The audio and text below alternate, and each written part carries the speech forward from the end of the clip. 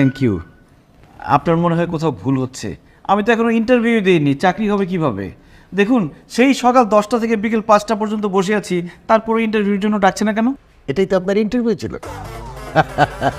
আমি তো ভেতরেই ছিলাম, আমি তো বারবার এসে দেখে গেছি আপনার অপরিসীম ধৈর্য। ও বাবা, এরকম ধৈর্য শক্তি মানুষের আছে আমি তো কল্পনাই করতে পারি না। তারপরে আপনি আমাকে উঠে গালাগালি করেন নাই, আপনি চলে যান নাই। এই যে আপনার সততা, নিষ্ঠা, এই কারণেই তো, এই জন্যই তো আপনাকে আমাদের এখানে রিক্রুট করে ফেললাম। সত্যি সত্যি আমার চাকরি হয়ে গেছে? আমার তো বিশ্বাস হচ্ছে না। আমার মনে হচ্ছে আমি স্বপ্ন দেখছি। এটা চিমটি কাটুন না।